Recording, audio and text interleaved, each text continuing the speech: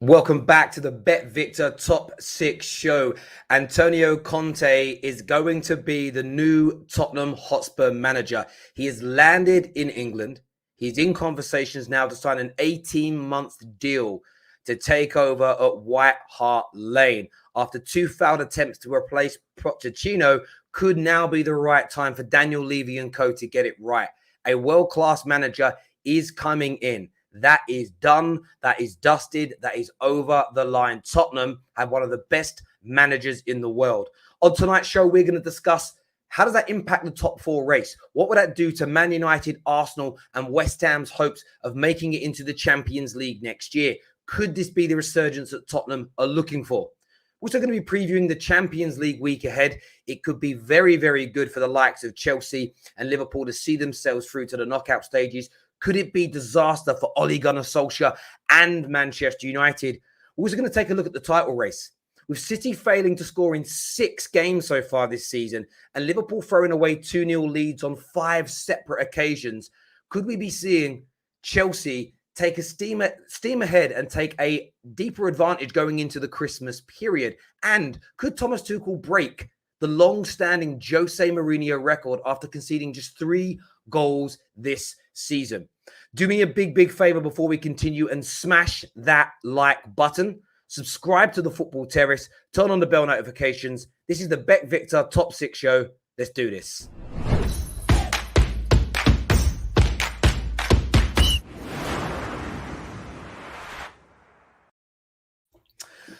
Good afternoon, everyone. How we doing? Me. I'm feeling all right. Me now. You feeling all right? Yeah, you feeling all right down there, Patty? You feeling good? You feeling good? Considering we lost on Saturday, I look at the smile on my face. Look at that smile.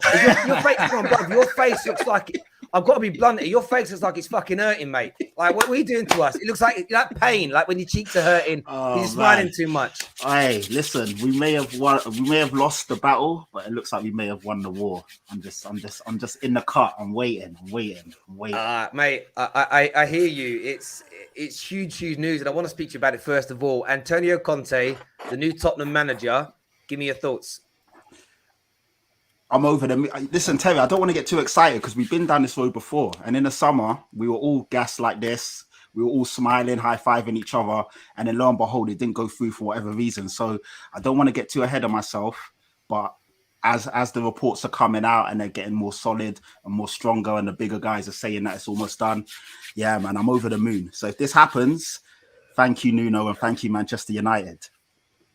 I hear you on that. I want to speak to the Chelsea guys because they did appoint Jose, an ex-Chelsea legend. Most people believe Jose was past his best and he'd gone on to Roma, and there's a lot of stick coming his way at the moment for their recent form. Anita, Conte going to Tottenham, what does this do for them as a club, and how do you think it's going to impact the top 4 race?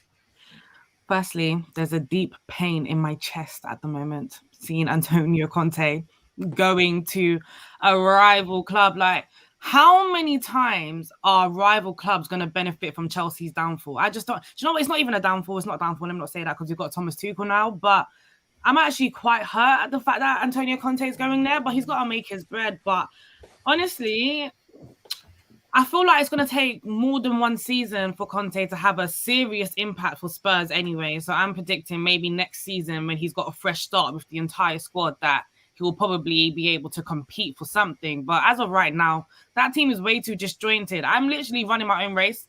Like, Chelsea's running their own race. We ain't looking back at the people behind us. We ain't doing that. We're at the top of the league already.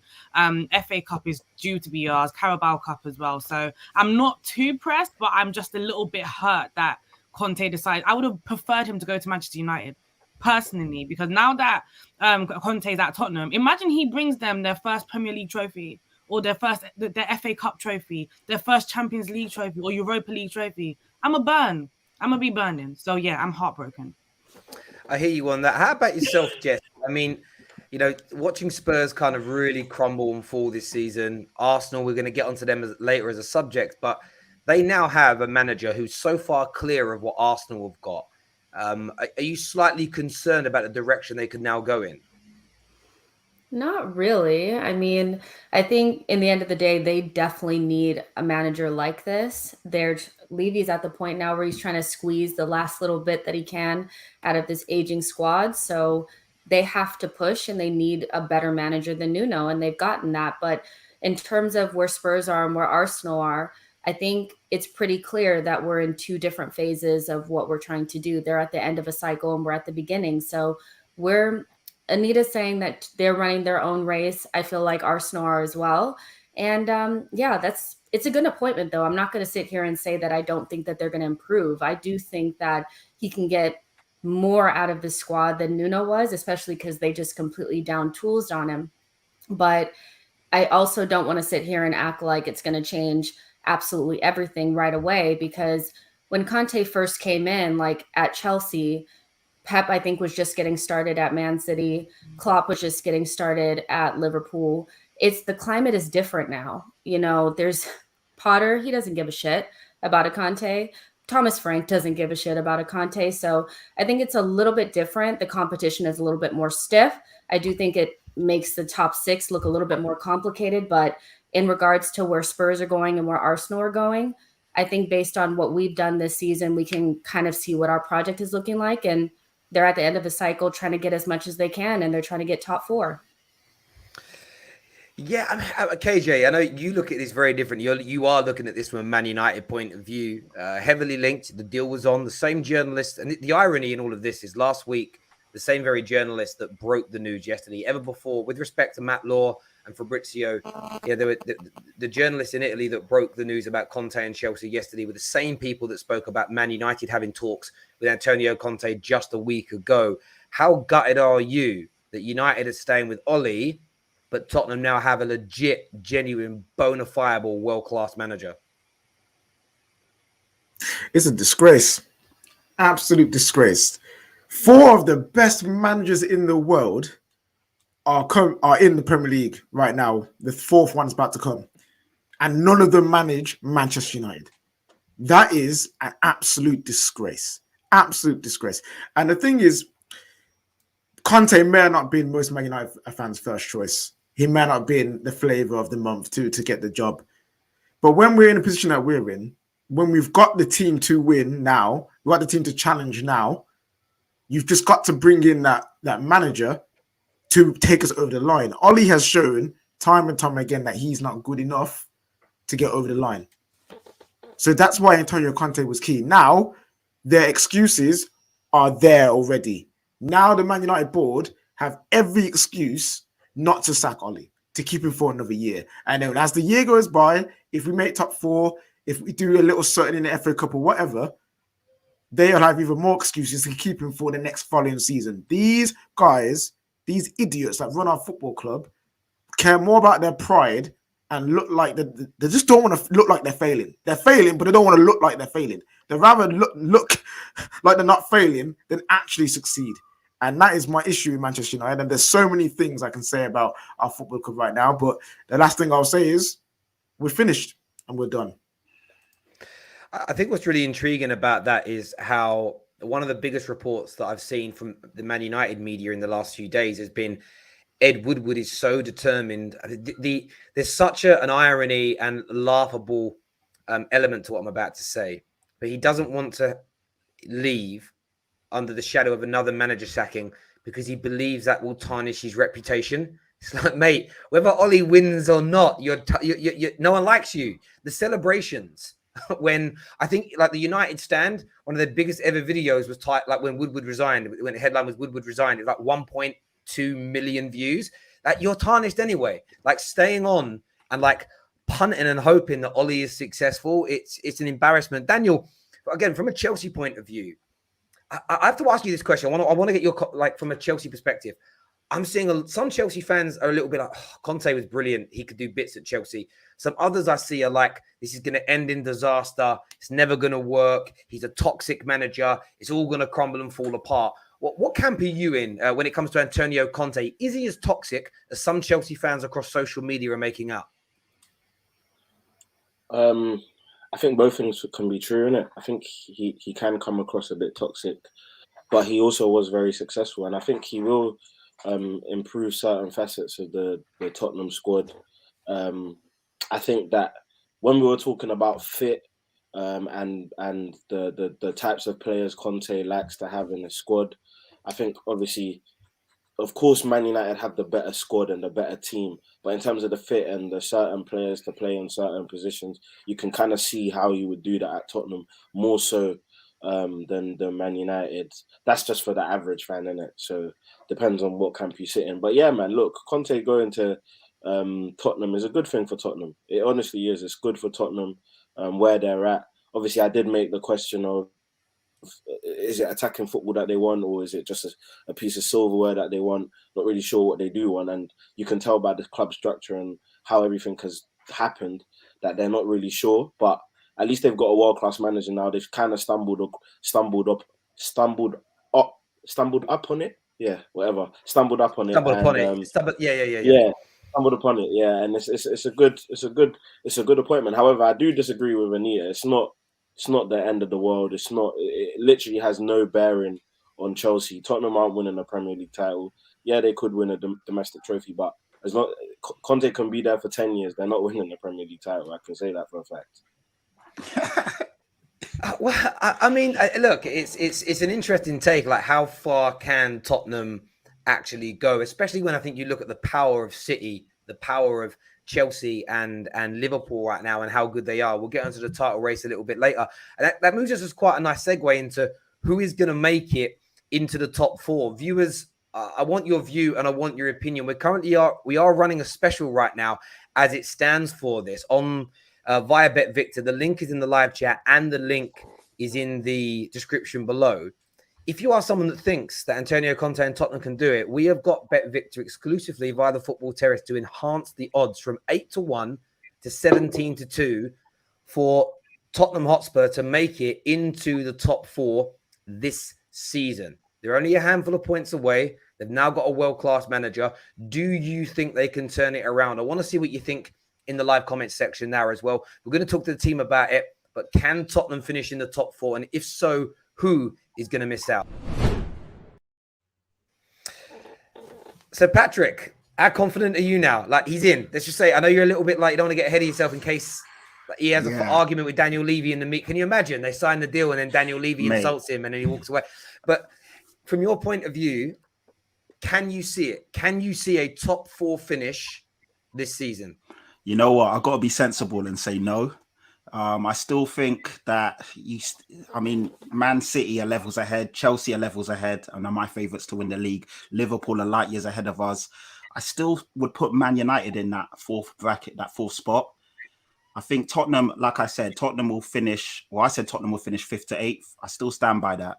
Obviously, Conte coming in is a massive game changer, but I still got to be sensible. He still needs to finalize his best 11, what type of system he's going to play, how he's going to set us up, what players are going to buy into it, what players aren't. There's still a lot going on at Tottenham. So to say that we're going to jump into the top four is a bit overzealous, but you never know with football. But there's still other good teams. Leicester are still there. West Ham is still there. Obviously, Arsenal seem to be coming through. So it's still going to be tight, man. It's still going to be tight. But obviously, Conte does give us a better shot than Nuno. No doubt about that. There is, I hear you on KJ. So Ollie's staying at Man United. It looks like that's happening now. There's no real talk of anybody else.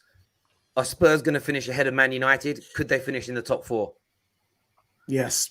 With Ollie at the helm, yes, they could. The squad is good enough to make top four, and it should be easily. But when you've got a manager who's now competing against but now is competing against 3 other top class managers, and then he's also getting outdone by managers who with lesser squads. There's an opportunity there. There's an opportunity there. And you say, come on, bro, but you saw us against Southampton, you saw us against Wolves, you saw us against Aston Villa, Everton. These aren't even the top echelon of teams in the Premier League that are moving to us. But don't you think there comes a time where, like, the manager's influence, obviously, like, I'm not saying that this is going to happen, but there comes a time when the manager's influence isn't going to be as important in the dressing room anymore, and then the players are going to have to pull it out of their asses themselves. Straight. And it's one of them ones where if your players are the men that they claim they are online, the Marcus Rashfords, the Harry Maguires that will come out to the public and apologize, saying we're going to do better, we're going to do this, we're going to do that. Cristiano Ronaldo being the world-class player that he is, always striving to win, you would think that these players at some point will come together and they will conjure something up. And I'm not being funny. I don't like Man United fans hiding behind the fact that Oli is their manager when they've got a plethora of options in their team. You've got World Cup winners, you've got Cristiano Ronaldo, you've got Rafael Varane, you have a back five. Yeah, we've got a one that's working now. The one game. Listen. I mean, we've seen, but the thing is, Anita, that's all well and good right now, and that is true. But if you look at over the 3 years, as we've gotten better, things have gotten harder for Man United. Like Europa League final is case in point. Look at the talent on that pitch that we had. Bruno Fernandes, Marcus Rashford, Cavani, Greenwood. Yeah, Harry Maguire is still there. You had David De Gea. That final should have been won. And the only difference. But now we got Ronnie, but did we not lose? Yeah, but did we not lose to young boys? Did we not still lose to Aston Villa? I absolutely love Ronnie and love the drive and everything that he brings to Manchester United. I'll never discount that ever.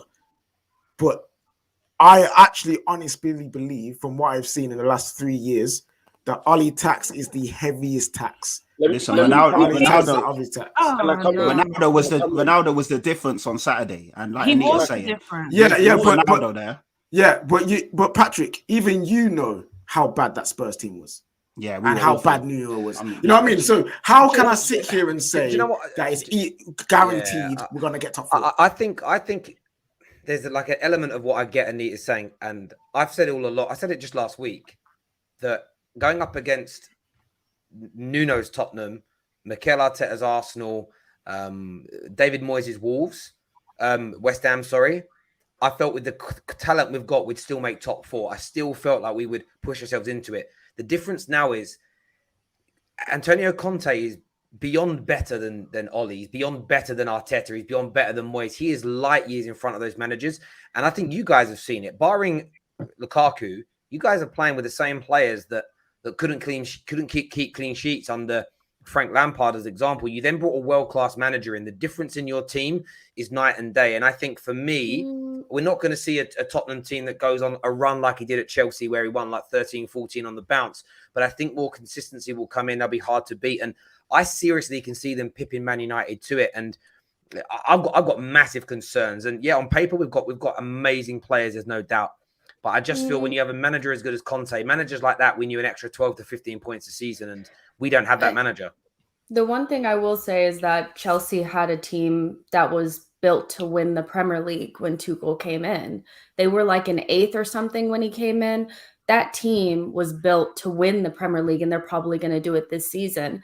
I still think and this is no offense to Spurs, I just think you have Son and Kane, and behind that, you don't have what it takes to do any more than probably 5th or 6th. That's just me. And I still think you're disrespecting Moyes and West Ham and what they're doing in the role that they're on. I know that they don't have the level. It's just, I think it's just, let's see what Conte looks like with this group of players. Let's see if they can actually put something together. But it's weird because everybody thinks that changing their manager is going to give them the Tuchel effect, but everything was perfect when it came together. That team should have won the Premier League had Tuchel had been there from day one. That's not Spurs.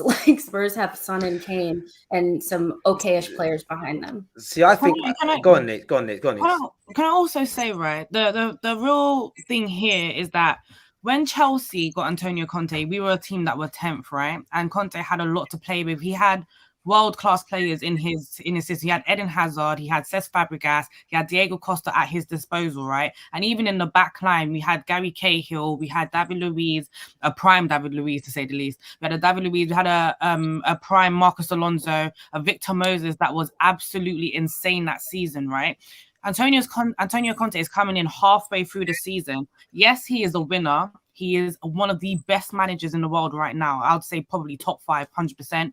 However, this team, there's so many more issues, and obviously, like we've got a Spurs fan right here. I shouldn't even be talking to you, but more time, yeah, you've got a team that is still struggling as a collective. So when you've got that at Antonio Conte's disposal, he's going to need a couple months to kind of get to his feet, find out what works. If he does implement this 3 at the back, who are going to be the wing backs? The only assured wing back that you have is probably going to be Reguilon. And Royale. But Anita, I agree. Maybe Royale. Maybe everything you said is true. I agree with it. But I do think that we have better players than what people are giving us credit for. And I think it's the right manager. It's for Man United. Yeah. Man United have no excuse. Sorry. Sorry. Yeah, I do think we have better players than people give us credit for, but I also understand why people are not giving us credit, because we've been garbage under Nuno. We've played 10, won 5, lost 5. And the games that we've won by a 1-goal margin. When we've lost, we've been battered 3-0, 3-1, 3-0, 3-0. Do you know what I mean? It's bad. So I understand why people aren't giving us credit, but I do think once a better manager steps in, you will see players play to their capabilities again.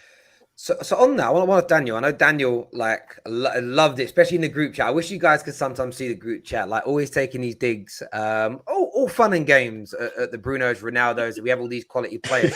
Where I get confused is, do you actually believe we have these players are all top class and world class, or not? Because if you believe they're top class and brilliant, I want to hear you say you've got amazing players at Man United.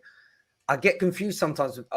I hear half the time, I see the timeline saying Ronaldo washed, Bruno is just a spammer, spams balls into the box. You've got no midfield.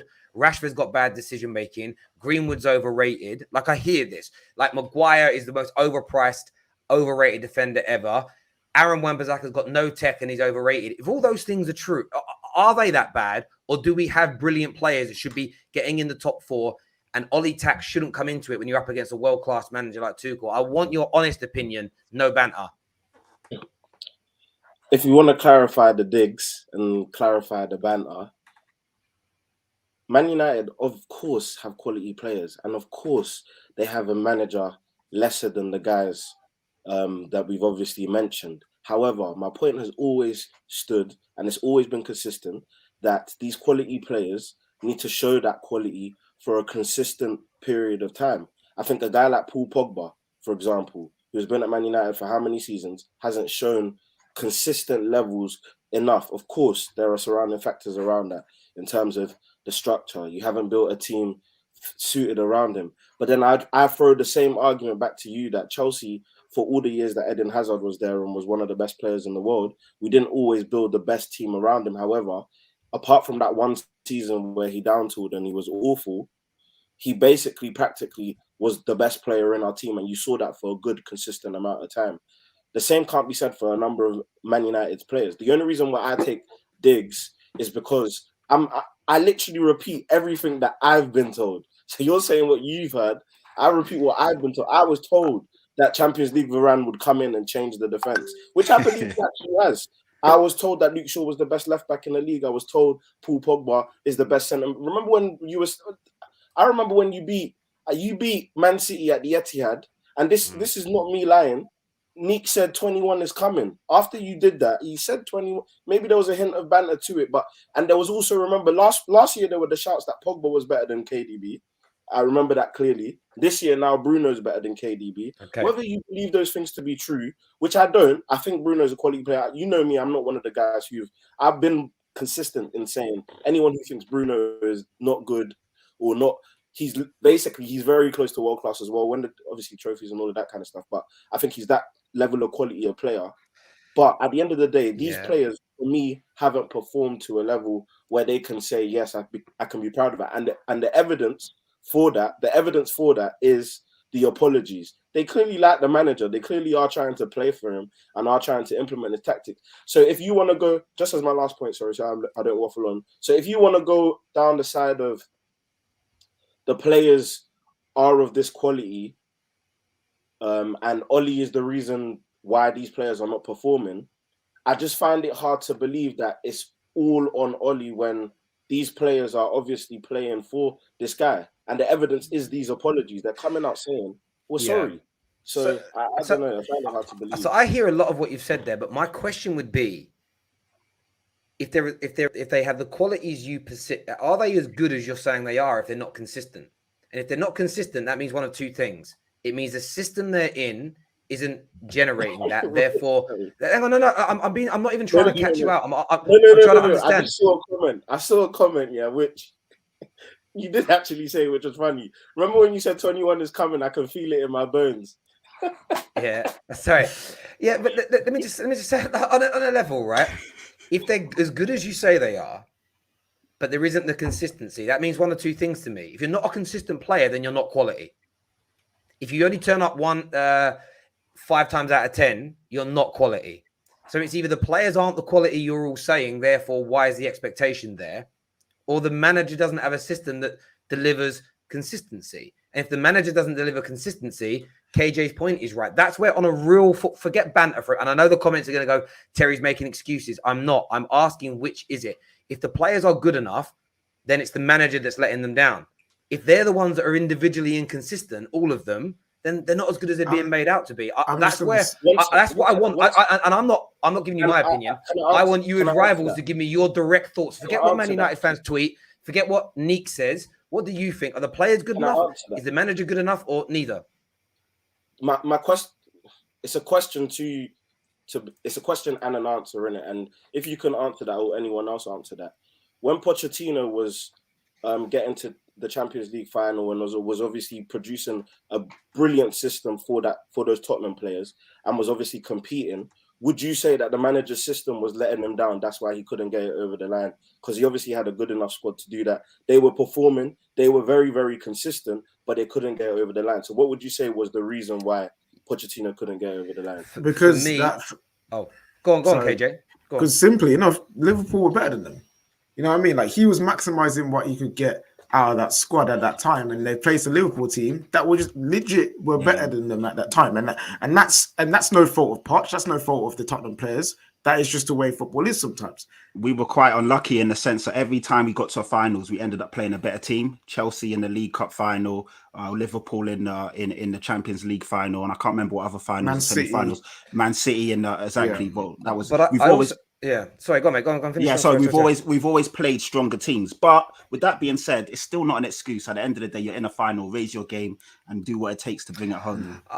I feel there was an element of that, but there was other things as well.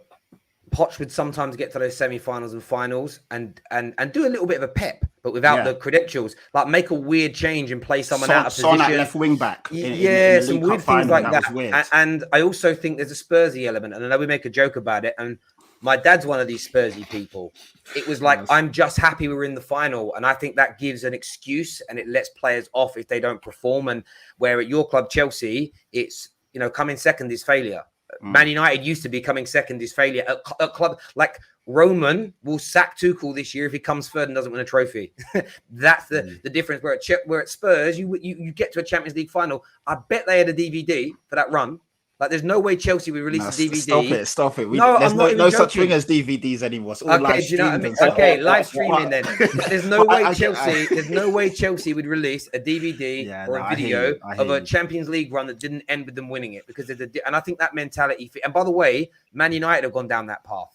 Man United are in that situation now where, like, semi-finals and finals are being looked at as achievements, and it makes me a little bit sick. Just some interesting breaking news. Matt Law has come out and stated it's a lot of money.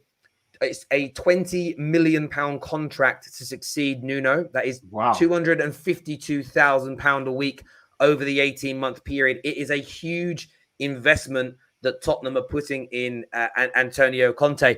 So in terms of who's going to make the top four, though, it kind of brings us nicely into the next kind of section around this. And I want to go to Jess first so she doesn't get frustrated with me on this one.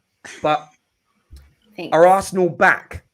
9 games unbeaten, the best defensive record of all the Premier League sides over the last 21 games across all competitions in terms of most clean sheets. You've got a goalkeeper that's, I want to quote your title from your recent video, Ramsdale's not human. Yes, I do watch my creators' content. Are you back, Jess? A lot of your fans say you are. A lot of them are talking top 4. A lot of them are talking about title-winning defenses, best goalkeeper in the league on current form, better than man like Mendy. His name's Edouard, by the way. I did say it wrong. On Friday Night on the Terrace. I did say it wrong. I used a different person called Mendy's first name, so I apologise, Edouard. We don't talk about that, Mendy. We don't chat about him for now. But Jess, are you back? I'm not doing the back thing. I'm not doing Arteta in, Arteta out, or Arsenal are back, but I am happy. I can't lie. Yeah, it feels good to be on a good run, to feel excited about the new players. Over the summer, there was a lot of, negativity around our transfer window, saying that none of these players are going to help our first 11. Expensive sidesteps. I think that's what Anita said. And yeah, I think you did say that. But I do think that they're showing that they have something about them. Now, it's still early days, and I think some Arsenal fans, let's just wait just a second, because anything can happen from now until the end of the season. And looking at the competition that we have for the top 6, somebody's not going to make it. At the moment, it's looking like, there's a 4th spot open that'll probably go to Man United, or if you think Spurs are strong enough, maybe Spurs, and then you have West Ham and Arsenal, maybe even Leicester. So there's not enough spots for everybody for that top 6. So even if we have a good season, we may end up finishing just one position ahead of 8th, so it's a tough one. But are we back? Back is top 4. I don't think we're near there. We don't have the midfielder or the striker to get there, in my opinion, and Arteta still has some things to work through. But are we in the top 6 race? Yes. Are we improving? Absolutely. Does our transfer window look as shambolic as it did during the summer? Absolutely not. Do we have a great goalkeeper that's probably the best on form right now? I would say probably. And do we have a good defense that makes sense? Absolutely. So I'm happy. I really can't complain. Still early days. We'll see what happens. But again, I still think we need to make top 6, and that's looking a little touch and go here with some of the competition that we have going on in the Premier League right now. Anyone else? To be fair, it's not about what I want to hear. It's about you guys giving your opinion. Sorry, Neeks, go on. I didn't hear anything. I wouldn't lie. Just stop being shameless, Daniel, man. What did you say? Shameless, fam. Wait, what? Stop being shameless, bro. But you didn't hear nothing. What are you talking about? Nah, we were all here together. Anita's back. Fam, when we were speaking about Arsenal's transfers, fam, we were here together. We were here. Come on. You know what? Yeah, you know what? Yeah. Red-handed. This period for Arsenal is probably the best period they could have in terms of everyone's written them off already. Everyone's written them off. There's not as much pressure on Arsenal as there have been in seasons past, and they're a young team. And we all know the story of Arsenal, the history of the Arsenal. When they're in the early part of the season, pressure on them to get top 4, they collapse towards the end of the season. No pressure, they hit some mad amount of form and then land where they land.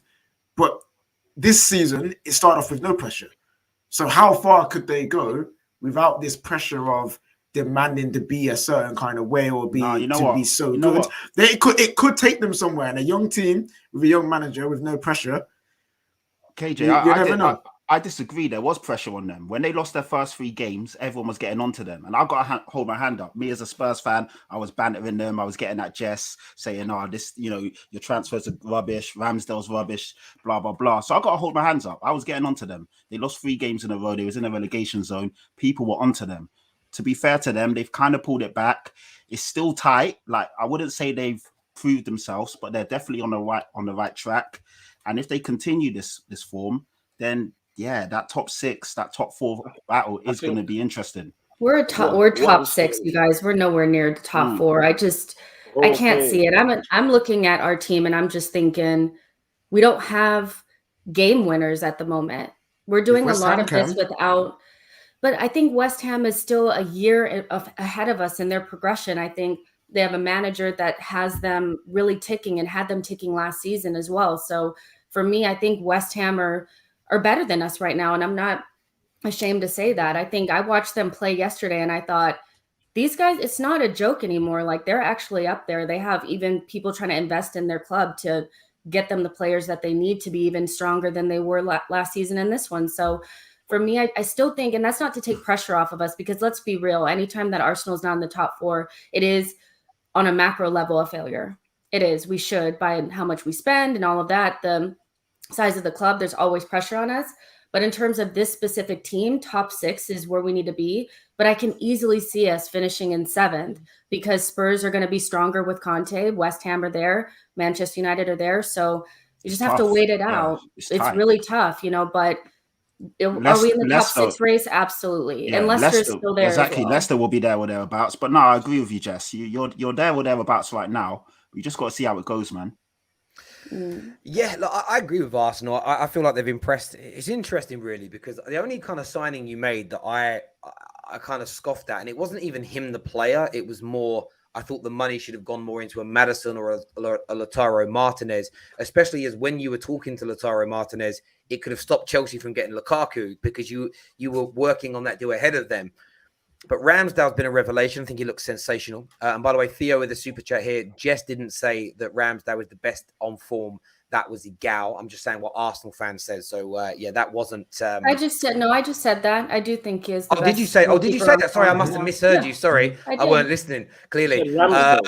Sorry, I thought they were talking about the claim on the terrace the other day. Apologies. But yeah, I think for me, like, they made very good signings. Ben White, we know why Ben White was written off, because he's got a British passport. Point blank. You go back and look at most people's tweets, and I guarantee you'll find overrated Englishman was in their tweets. It was just nonsense. Tomiyasu was written off because someone on Sky didn't know anything about him, which is very weird.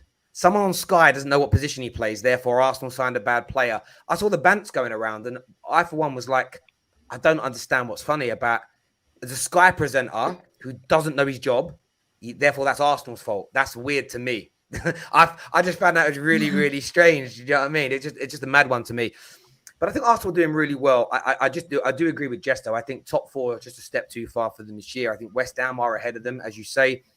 Leicester, I'm not sure about. Leicester something's distracting Brendan Rodgers. There's something right now distracting. Whether it's there's links to Man United. There was talk a few weeks ago about Newcastle, maybe even Man City. But there's been a lot of talk about Rodgers leaving, and suddenly their form is very up and down. Maybe I'm looking into that a little bit too much. I'm looking at Tottenham now, though. Legit, I know we started the conversation on them, but I just feel like Tottenham are gonna sweep into this top 4 position. I think that Antonio Conte is that good. Another report just out now from Matt Law. A fair amount of money is going to be put aside for Tottenham to sign players in January. And I think Daniel Levy and Enoch, is it Enoch or Enoch? Enoch. I think they've learned from their mistake in the summer. They allowed their number 1 target under the Paratici regime to walk away based on a lack of ambition. And look what that's ended up leading to. Do you know what I mean? Being cheap in life is very expensive. You buy cheap tires, they run out quicker. You buy cheap light bulbs, you buy more of them. Buying cheap shit costs you more money in the long run. So buy proper stuff. Do you know what I mean? None of that Tesco's, no roller cola, mum. It tastes horrible. Do you know what I mean? We want the proper stuff. Do you know what I mean? My mum come home with it like home brand Coke, and it was like, you look at it like, and you did, if your friends were coming around, you take the label off so they wouldn't see. Do you know what I mean? One of them ones there. Cancel estate living. Do you know what I mean? But yeah, I'm going to go with Tottenham, legitimately, not just because I've created a special with Bet Victor today. I just think Tottenham are going to come in and shock people. Man United will keep going on these inconsistent runs. West Ham will just fade away. I think Tottenham will do it. I know your point of view, KJ. For days now, you've been on the Arsenal bandwagon. Do you feel like they've got a legit shot at top 4 yourself? Well, if we're saying West Ham can do it, and people are starting to say Brighton, they're in such amazing form and X, Y, and Z, like, why can't Arsenal do it? You know what I mean? Why can't they do it? Like, if the pressure is off them, now that Man United are in the mess that we are, now that Spurs have gotten Conte and they've got more light shining on them, I'm telling you, no pressure on Arsenal can result in a shock. It really can. And if they keep going, if they could just keep getting the wins and remaining unbeaten against these smaller teams in the league, and try and do their best against their bigger sides, the Liverpool's, Man City's, the Chelsea's, we all know they're going to get a result against United because that's what they do. of course they've got a chance to get top 4. That's what they need to do at the moment in time. So if the pressure stays off them, they have a very good chance, in my opinion. Yeah, in interesting there. So I want to take a look at the odds here. Remember, ladies and gentlemen, first of all, 2,100 people watching, which is amazing. Please make sure you hit that like button for the show. It's very important to us you do that. And subscribe to the Football Terrace. Let's get this show whilst we're live past at least that 500 like mark. We're closing in on 400, which is great. We're going to take a look at some of the odds with our title sponsor, Bet Victor, today. Remember, you can sign up now to your free account. If you bet £5, you get a £30 free bet on top. Here are the current odds for teams to finish inside the top 4. I think we can ignore Chelsea, Liverpool, City. We know they're going to make it. Man United are the next favourites still at 7-4. You then got Arsenal, who are 5th favourites at 7-2. Tottenham, they're 8-1. And I get a feeling that Tottenham are going to shorten in relation to that. I'm going to give this pick to Patrick. Who are we picking today? Who is your bet going to be on today? Man United. You're still saying United? Yeah, I just think I know. Don't take the pressure off.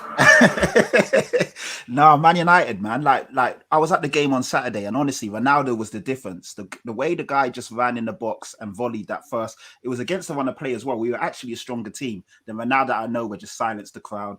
Ronaldo's cut in and the pass off to Cavani.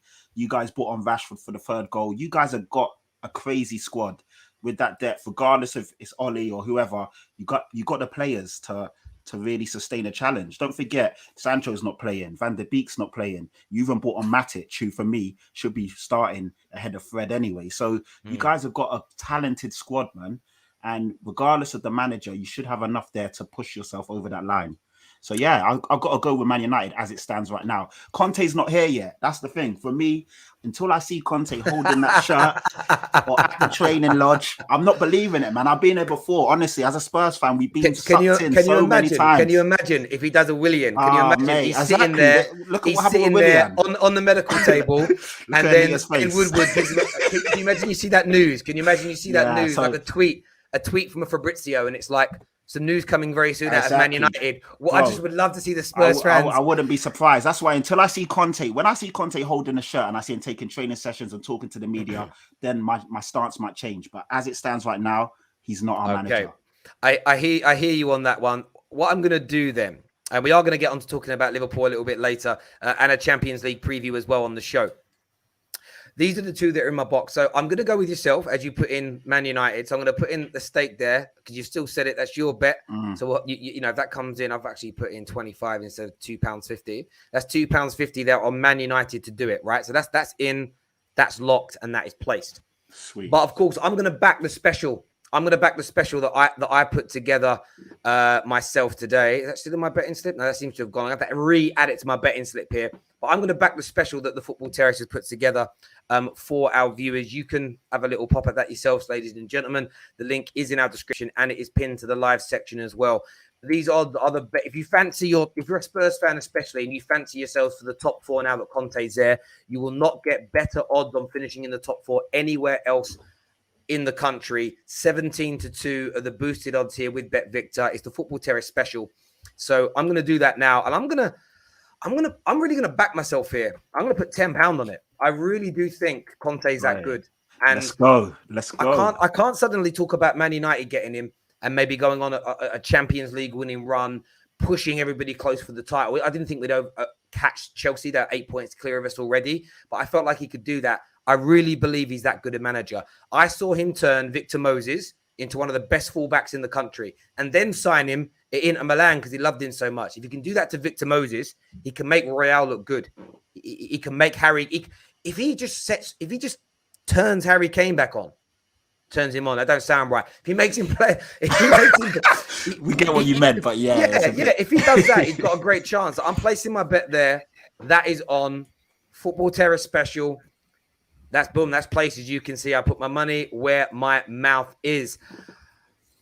Up next, we're going to be talking. We're going to preview the Champions League a little bit later on in the show. We're going to focus on Atleti versus Liverpool, Man United, Atalanta because of what's going on. But I want to talk about the title race for a moment as well because there's lots going on at the minute. Chelsea pulling away nicely, very, very nicely at this moment in time. City struggling to score goals. Liverpool struggling to keep the ball out of the back of the net. I want your thoughts and feeling on the direction of this. And this is Daniel's question he put in the group chat earlier. Can Thomas Tuchel break Jose Mourinho's record? Smash that like button. Let's do this. So Daniel, talk to me. This lack of goals being conceded. No one can break you down. Jose's record up for grabs. Chelsea, you must be. I mean, I know you've always backed Chelsea, but you must be even more confident now of winning the league because you're flying. You're flying. Yeah, I don't know if I should come from the perspective of sarcasm or come from the perspective of sound reason. But I'll choose sound reason in it, just for the sake of today, innit? Just choose peace today. I'm not happy that we skirted past the Ramsdale is more informed than or the most informed keeper in the league. That is a big no-no. Please don't just because.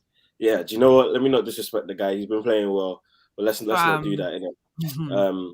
Let's not do that because Mendy's been doing that before Ramsdale was born. Do you know what I mean? So let's not do that. Anyway, in relation to the question, I think it's possible. A couple weeks back, a lot of people got onto me a bit for saying that Tuchel's on the trajectory of being our greatest ever manager. I understood why, because obviously there's a lot of sentiment around Jose Mourinho. Jose Mourinho is still one of my favorite managers ever. I still hold him dear to my heart. Do you know what I mean? I think he's a top quality guy and just personality and everything. But I said what I said, and there was a reason why I said what I said, because I can see what Tuchel is doing with this team and what he's been able to do. And something that people didn't take seriously is that Tuchel said he's trying to build a side that no one wants to play against. I genuinely think we're very, very close, if not already there, to being the side that people really just don't like to face. Oh, you got Chelsea. And this is when we're at our best. We're at our best when people don't really want to play Chelsea. Newcastle, in the grand scheme of things, Newcastle away should be a very, very easy game for Chelsea. But history's proven that it hasn't been an easy game for us. And us going there and dispatching of them. And I wasn't nervous. That's what's crazy, because I genuinely believed the goal was coming. I wasn't nervous. So that for me shows me what this team is capable of doing. And there's a reason why I said, we're genuinely on track to doing something special this season. I mean, the Champions League was one thing, but breaking Mourinho's record in this competitive Premier League, we're talking about West Ham, the Brightons, the Man United, of course, Tottenham getting Antonio Conte, Liverpool, Man City, you can't forget them. We've still only conceded 2 penalty goals and 1 goal from open play, 3 goals all season. That's 1 goal. Is it even 1 goal a month? We didn't concede in August, 1 goal in September, and 2 in October, something like that. So yeah, it's actually crazy the way we've been able to shut out teams, but also score and be ruthless. I mean, ANITA was screaming about being ruthless recently. Now we've been cutting people open, and Tuchel's answering a lot of the questions. Recently, the question was, can we cut open teams? We're starting to do that. One of the questions was, can we look a bit more expansive? Can we be more interesting? And I think definitely our recent games have been very, very interested and open. And above everything, else, fam, people are struggling to find ways to beat us. And I think that is what's key. You're having to do so much to think about beating Chelsea. So I think it's definitely possible in terms of beating the record. It's going to be tough, but it's possible. I hear you on that. Jess, Liverpool's defence. I saw a lot of Liverpool fans on socials. What's the word I'm looking for here? Kind of disappointed they drew, and then it was kind of playing it down. The expectations are so high. These things disappointing. It feels like a loss. But it's the 5th time this season they've thrown away a lead. I think 4 of those 5 times it's been a 2-0 lead. They've been brought back. They won both games in the Champions League against Milan and Ati. But in the Premier League, the leads they've thrown away, they've drawn those games. Is this the telltale sign that things are not 100% right to win a league title at Liverpool? I'm not talking about making top 4, not being a brilliant team. But when you look at them right now, do you think their leaky defense is going to stop them from winning the league title? Yeah, probably. I mean, I know that a lot of people just prefer Liverpool, or maybe not Man United fans, but for me, following Arsenal, you much prefer Liverpool or Man City to win the league. But Chelsea are they're not fun to watch. Not for us, right? But not for you guys. For you guys, it's fun to watch. You guys are boring to us, but you don't give up goals. You're more clinical than you've been before. You just look so strong. With Liverpool, there's clearly an issue there with a leaky defense that they didn't have before. They used to have the offense to match the defense. Now they just kind of have Mo Salah kind of really just taking over that and being like the headline man, and they're leaking goals left and right. They can't hold leads, and you're not going to win the league doing that. You're just not. There's too many strong teams. I do think Brighton and Brentford, those types of teams, they're difficult to play against, but Liverpool still should be beating them, just like we should have beat Brighton. It is what it is. They should be beating those teams, but they can't keep the goals out. And if you look at Van Dijk play, he doesn't really look like vintage Van Dijk. Coming back from an ACL injury at that age, it was always kind of touch and go whether he'd be that same dude. And it just doesn't look the same. Does that mean that they're going to fall out of the top 4? No, but I can't see them winning the league with the way that Chelsea are right now and them leaking goals. You just can't do that. So yeah, but they are the most fun to watch. I'll give them that. If you could win a trophy for being the most fun to watch, they definitely get it, but they're probably not going to win the league with that defense. And I don't think I'm wrong for saying that. And Liverpool fans, I know how you guys are. You're like rabid dogs. Like when you guys are like, we're going to, not with that defense. Sorry. Anyone disagree with that, with the way Liverpool are defending? Because again, it's not a lot of people are talking about it. I haven't seen a single it's because of Mo Salah. It's just a moment, I think. Do you know what? Right, we remember last season when we were all talking about Liverpool's injuries, etc. The defense hasn't always been the problem. It's been the midfield. Their midfield options are absolutely scarce right now. They don't have the options. They don't have the manpower in midfield at the moment. And with a defense that has a Van Dijk that's just come back from an ACL, you need a midfield in front of you to be strong. You need them to be at their best. You need a Fabinho in front of you. You need that in front of you, and they don't have that at the moment. I do think it could be possibly a blip right now because they do not have the midfield options. However, I also think that it could still be sustainable with the way Salah is on a run. I get that they're still conceding a lot of goals. And when you look back at most of their goals, it's either coming through Trent's side or through the midfield. So Trent needs to find a way to fix up, or Liverpool need to kind of try and find a new system that works with possibly a back three when they're not to start with, but a back three when they're in what's that word? There's a word. What, transition? Transition. They're in transition. Reverting to a back three in transition, So there's so many things to look at for Klopp, and this was a problem for Klopp last season. It was his adaptation to all of the injuries. He's again come out in the press kind of complaining about his defensive injuries and midfielder injuries, and it's kind of like we're singing the same song again. What are you going to do about it? We've had our injury. Look at our attack. Our attacking injuries are dire at the moment. Christian Pulisic, I don't know how much longer I can give you my jet. Anyway, I'm not going to go into Pulisic because everyone here, they know me and that man. We have a love-hate relationship. But Christian Pulisic, Timo Werner, Romelu Lukaku, Mason Mount now, they are all out. But Chelsea is adapting. We're getting goals from different areas of the pitch, So how is Klopp going to react to this? And that's where the problem's going to come from. I don't think Liverpool fans should kind of blame their defense, or Klopp should come out and blame his defense. No, you have a problem. What are you going to do about it now? You know what? I think you make a great point as well. And in terms of the midfield, one of the main things that was mentioned at the beginning of the season, a lot of people mentioned it, and I agree with it, is you look at a guy like Wijnaldum, man. Availability has always been the best ability, and he was someone who was there, even through the injuries. Like, come rain, come snow, come sunshine, he's always available and always ready to play. And he was someone that did a lot of the, like, what you call, like, the hard yards. Like, he was doing a lot of the dogged work, covering for a lot of players in terms of the positions that he had to cover on the pitch. And he's not even playing right now in PSG. And it makes you wonder, was it really worth not paying him the money that he really wanted? And the same thing goes for, I use that as almost like a warning stick for Chelsea. As much as everything's going well now and everything is good, there are certain players who have elevated. And the reason why they've elevated is because they suit Thomas Tuchel's style, and they become better players overall. So what we need to not do is a guy like Rudiger. I don't know. Obviously, I don't know what the demands are, but don't not pay the guys that are doing well now and were performing at top levels and were always available. They were always there to play. They were always available to be picked. So that's one thing that maybe they might have to learn from. Because again, are we not like not forgetting they're still undefeated in the league? I think the only team that haven't lost all season, and I know yes they have their friendlies right now, but all it takes, we saw it back in the last season, all it takes is Klopp to fix what the issue is at any moment, and them man are dangerous.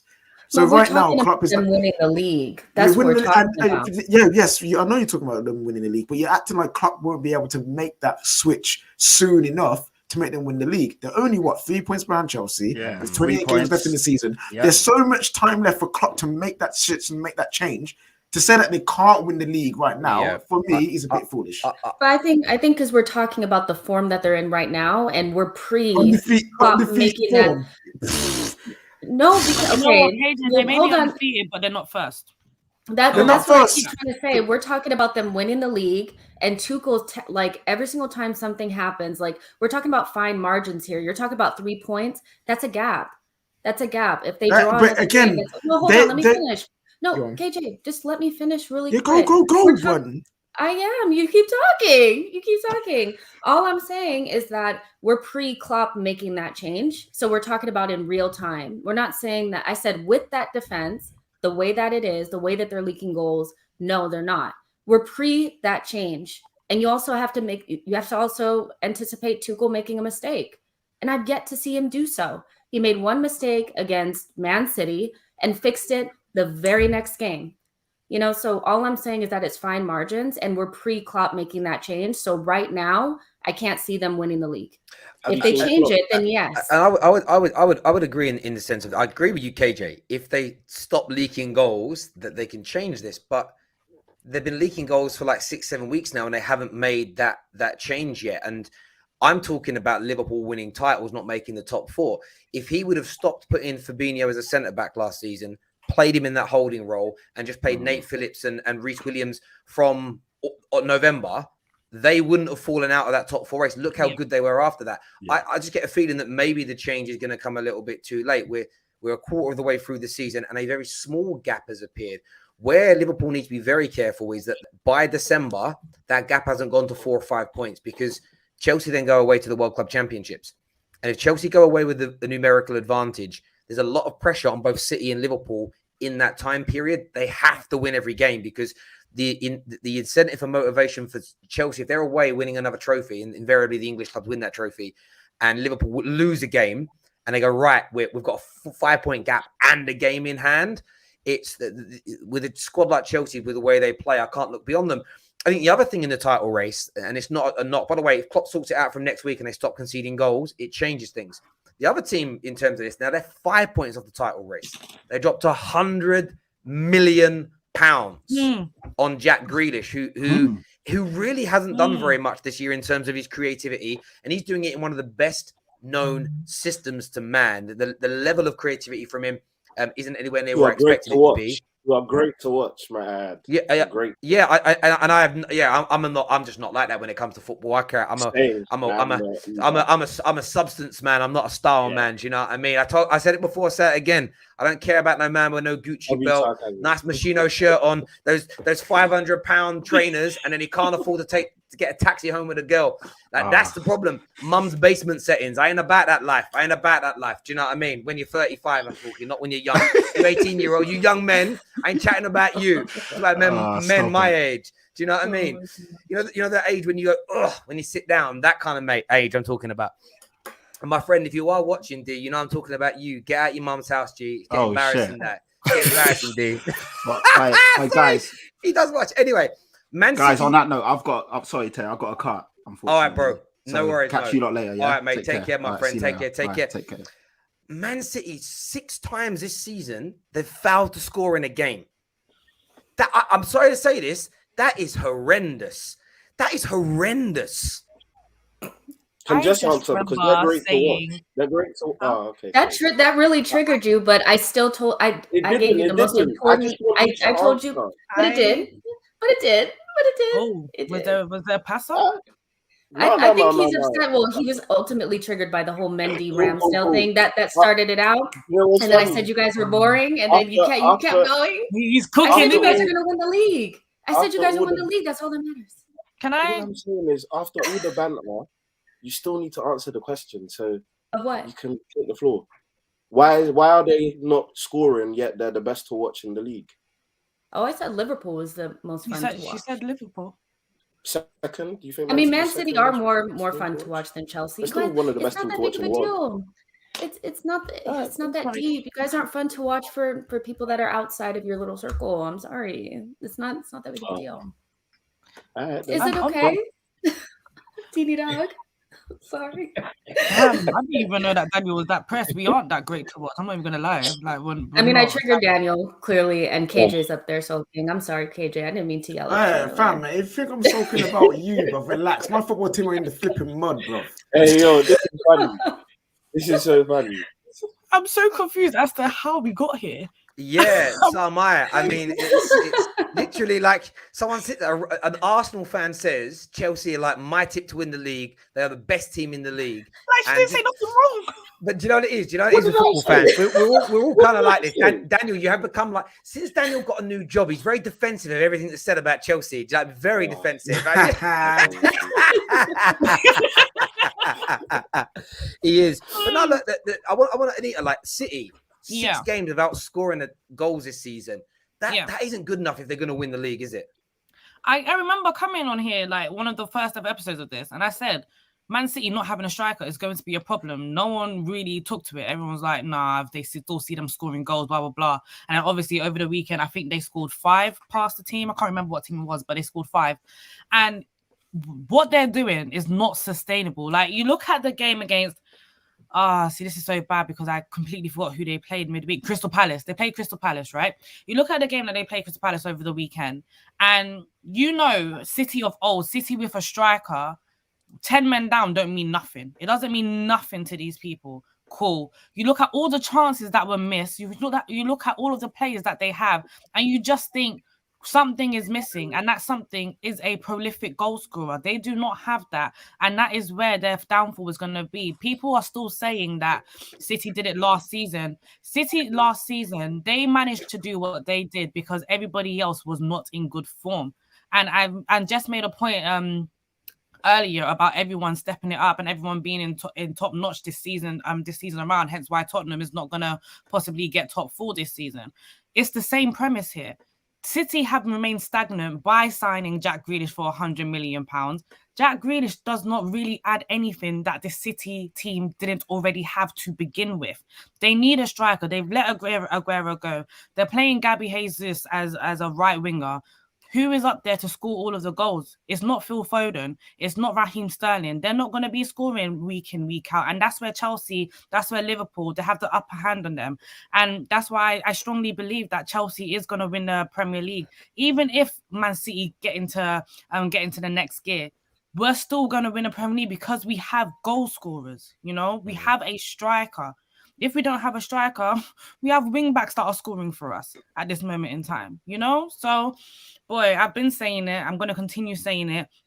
If Manchester City do not get a striker, they're not going to win the league. Last season was their lowest scoring season since Pep's first season. Why is that? They still won the league, but everyone else wasn't good enough.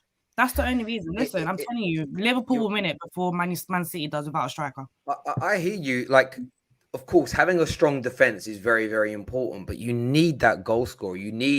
Goal scoring is the hardest thing to do in football. It's why predominantly throughout the history of time, the most expensive players, the most well-paid players are goal scorers, because scoring goals is what it is, and they just don't have enough people. And when you couple in that KDB looks a shadow of himself, and he just doesn't look very good at all. The void hasn't been filled completely by Jack Grealish. He just isn't. Maybe it's the lack of freedom. Maybe it's the I don't know what it is, but they're just not cooking in the same way. It's why I say for me right now, Chelsea top, Liverpool second, Man City third into relation to the league title, and where it is right now, I can see it just staying. I mean, they'll be clear of everybody else by a good 10, 12 points, in my opinion. But and that's what's interesting. I'm reading the comments. People are like getting angry, like, why you discount? I'm not saying Liverpool are bad or City are bad. We're talking about the fine margins. And, you know, to quote, what's his name? The actor from Any Given Sunday, from The Godfather, very famous actor. You'll know who he is. Played Scarface. Oh, How do we not know his name? This is terrible. Of all Daniel of us. saying it. You're on mute, Danny. Can't hear you. Al Pacino. There we go. Like inches. It's the little inches. It's the little details that are going to be the difference between Chelsea, Liverpool, and City winning the league. And right now, the team that are just making those inches bit by bit are Chelsea. That's where I'm saying. The comments just said Al Pacino everywhere. There we go. Super chat here says, Jess, you're just patronizing and bitter because in Chelsea's shadow and a small team in London, very salty is what keep the blue flag flying high has got my boys coming out hungry. Yeah. Terrible fluers. Is that what you're calling me now? Terrible fluers. That's not a bad attempt. It's not a bad attempt. Thank you. Make sure that like button is being smashed, ladies and gentlemen. We're going to move on now and look ahead of the Champions League fixtures. First up, Liverpool versus Ati. We want your thoughts and feelings. We want your score predictions in. Who is winning this game? KJ, Liverpool, Ati, who are you going with? Big week in the Champions League. Liverpool again. This Mo Salah this season has been absolutely phenomenal, and he's been the shining light for Liverpool. And if you're going to look for one man to make the difference to secure you going through the next round of the Champions League, it would be Mo Salah. And are they home or away? I'm not too sure which one. They're home. They're At home as well. All right, cool. Yeah, they're definitely winning. It's happening. Am I a big believer in these Anfield nights, these special European nights? I'm not too sure, but I think that night's going to be special for them. Mo Salah's definitely going to carry them over the line again. There's another comment here for Jess saying, Jess, I think you can head out now, is what they're saying. We were on the Champions Oh, League yeah. section. I'm not allowed to talk about it. It's a good one. Yeah. Terry, tell us why Midnight Vibes got cancelled. It didn't get cancelled. It just ended because it's natural. Yeah, there's nothing cancelled, bro. It's a decision by KJ. I don't know what he said, but yeah, that's it. Nothing got cancelled. Relax your brains, innit? Like everyone wants a YouTube beef. Yeah, me and KJ have been beefing. We've been beefing, bruv. Yeah, he backed Ollie and I didn't, and we're fighting now. He's got to go. But he's here. So no, it's not been cancelled. KJ's moving on to some other things in his own life, and we've got some big plans on the football terrace, and he's doing that as well. So yeah, there we go.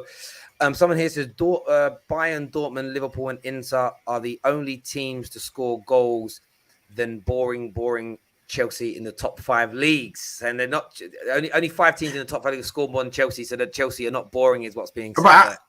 Okay, yeah. I was about to say they've scored quite a few goals. To be fair, like they're not too bad. Yeah. But there we go. Anyone fancy an upset in this game? Yeah, man. I already said Atletico Madrid, man, to win this. Morata come back, do what he did. No, seriously though, I do think Atletico Madrid would win. I think if they didn't get a red card in the previous game, they would have won that game as well. Obviously, didn't they have a penalty pulled back as well? Yeah, the penalty, which was a penalty guaranteed. But it's just like, obviously, I just like Atletico Madrid, man. I just like their chances. I think they kind of. By the way, I said the Morata thing was a joke. But anyway, they've what's it called? I just like the way they set up. I like the way Simeone sets up his side. I think those kind of managers always know, for some reason, especially in European football, it just always works in terms of stifling your opponent and then knowing when to pounce and knowing when to get the job done and knowing when to take your chances at what minute of the game you think Liverpool are at their most vulnerable. And I think Simeone does that really well. I think they've got a really nice squad as well. You tend to see it with most teams that where it's a squad game rather than a personnel one. Anyone comes into the Atletico Madrid side, currently in that squad and performs. I mean, Suarez, who was their top goal scorer last year, doesn't really start as much. He's not a bona fide starter in the team. So that's why I really like their team, and I think they can really cause an upset, definitely. But then again, Griezmann being suspended could play a role in it, but I do think they can get the job done for sure. I'm going for an upset. Yeah. Jess? I think it's going to be close, just like the first game was. You know, I think Simeone will be more prepared this time. I personally, no offense, Liverpool fans, but like I don't think the Anfield thing is as big as it used to be, like, you know, like a couple years ago. I do think they'll be prepared to come to Anfield and try to upset Liverpool. If they've watched the last couple of games, they know that even if they go down, they can get back into the game. And they had the same experience as well. I think it's going to be tight. I really think it's going to be tight. I do think Liverpool are probably due also like a rebound or something. You know, they've been a little bit like, you know, they'll want to respond after, you know, dropping points against Brighton. So I think it's going to be tight, but I think I'm going to go with an Atletico win. I just have this weird feeling that they're going to upset them, but it's not going to be this huge thing. It's going to be really, really close. You know, these teams usually when they play against each other, it's a dogfight, you know, so we'll see. There we go. So 3 upsets being predicted there. So that's what we're going to go with on the Bet Victor show. We're going to go with an Atletico win that is currently at 17-4 with Bet Victor. So I'm going to put that into the pot there. What else we got in here? So 17-4. 1 second. Hello. Come here. You got your brother's pajamas on. Okay. Come here. Give me a kiss. You going to bed? I am. Give me a kiss. Say bye-bye to everybody. Bye, everyone. Bye. Bye. You're going to say bye. All right. Night-night. You sleep well. Night-night. There we go. She likes wearing her Superman pajamas.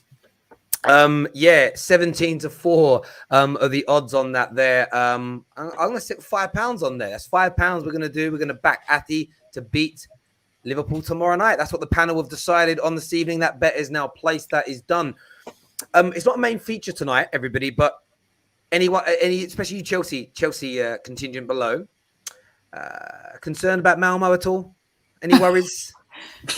Just a bit, you know, Malmo, their attack is supremely formidable. I'm really struggling to be confident for this match. I think maybe a Malmo win, maybe a cheeky 4-1. What do you think, Daniel? No, I was more on the side of it. It'll probably be a bit more competitive than that. Be a draw. I think Malmo have shown major resilience in terms of the way they set up as a team. You saw in the first game, even though we won 4-0, many might argue that it was like undeserved, and I agree. I agree. I think it was very, very lucky, and we were very fortunate to come away with that. And we played extremely boring football. I didn't want to say Shut up, you guys. We did. Very boring. Boring Chelsea. Why is that triggered you guys so bad? I'm sorry. I should have never said that. Do you know what's really funny about that from an Arsenal point of view? Like you won't remember this, but like Arsenal used to be like renowned for being boring. 1-0 to the Arsenal was like, well, I think it's still one of your songs because it was like Arsenal never used to be like a very boring attacking team. Yeah. You were, but listen, man, I would be boring. I would swap with Chelsea tomorrow. I'd be so boring, like proper. Boring, I would too. You know I would too. I'd love to be that boring. 7-0 and 3-1. Paint dry FC if it meant being top of the league. Do you know what I mean? We've scored 10 goals in like 2 games. How are we boring, guys? Like because it's I just don't think. I don't think it's exciting to watch you guys. And also, if we're gonna pull up on people's stake, just said I would too. What brand of football right now? What would you call that? What would you class or brand Arsenal style of football right now? Do you think that's unbeaten in 9? Oh, that's hey. I like it. Leave me alone. There we go. Listen, up next, KJ. Can I give an actual prediction? Yeah. Go on. Sorry, I forgot we hadn't even got there. Yeah, go for it. No, I don't know. I think Tuchel's going to set up a bit differently in terms of players. I think he's going to rest quite a few players. We have to go with Callum Hudson-Odoi up front, and we have to go with Havertz because of the injuries. But interestingly enough, Christian Pulisic is back.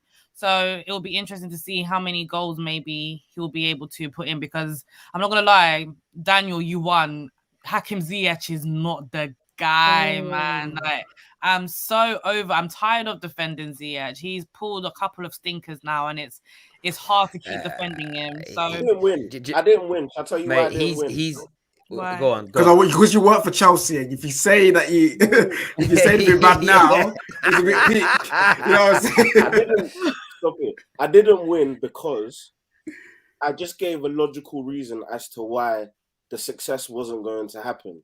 He's the only attacker besides Bar Lukaku that's in his prime. He's at a prime age where he should be performing. There's no time for him to kind of have 3 years to succeed. And I said, after that first year, I gave him the Dirk Kuyt excuse. Dirk Kuyt said Eredivisie players take 1 season to adapt, and the next season they just take a major shoot up and they become very successful. And he didn't get that. So I didn't see that. And I just knew for a while that he's just so predictable as a player. It's unfortunate, but he's very, very predictable, and it doesn't really work. It's a shame, really, because I really did want him to succeed, because I like his celebration as well. Do you know what it is? We've seen it so regularly with players that come from the Dutch leagues to the Prem. So many players have just not. People don't remember Dirk Kuyt, when he joined the Prem, was a prolific goal scorer. He was looked at like as someone that could, I swear, was it Rebroff who went to Tottenham? So many of these players in Holland are like 20, 30 goal a season players. They come to the Prem or assisted, and it just never translates across. It just doesn't. There's a comment here that says, boring, pragmatic, defensive football is the Chelsea way.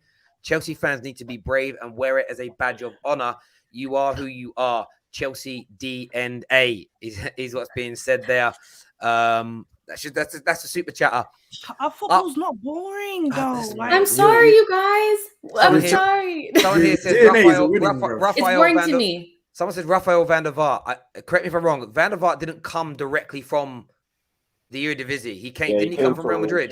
Yeah. So I'm saying, if you actually look at the history, I honestly think players that have actually delivered have been Ruud van Nistelrooy, Van Persie. I'm struggling. I'm talking about attacking players. Suarez did brilliantly. Dirk Kuyt come over. Now, one sec. Dirk Kuyt didn't came in scoring 20, 30 a season. He didn't deliver. He didn't. What I mean is they didn't repeat that here. Yeah. As in, like, his first year wasn't great, but I think his second. I think what he after. Sorry. Let me rephrase. I'm saying players that are scoring 20, 30 goals a season in the Eredivisie or assisting at that level. Only a handful have come to the Prem and maintain those numbers, is what I'm talking. Schneider was at United like every year. You know what I'm saying? Wesley Schneider, he was a brilliant for us. I was about to say, that was a great signing. That was a great signing. Someone says Terry making excuses again. What do you mean? Who am I making excuses for?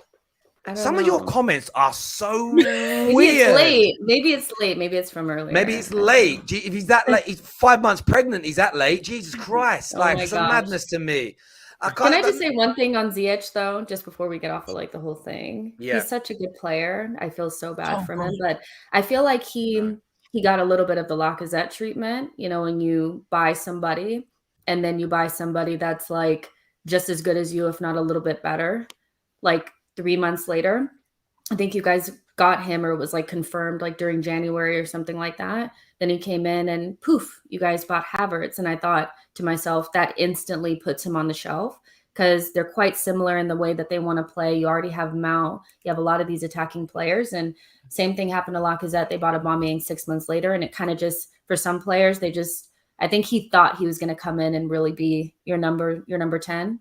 And done it. I feel like that was the problem, though. The fact that he came in with that expectation, that was a problem, because when he came in, originally he was starting game in, game out, and he was producing for Chelsea. Then he got the injury, and then things went downhill from there. And you could kind of see on him that, he should be starting kind of thing. And that's where the downfall came. And then, of course, you've got Frank Lampard tax, whatever.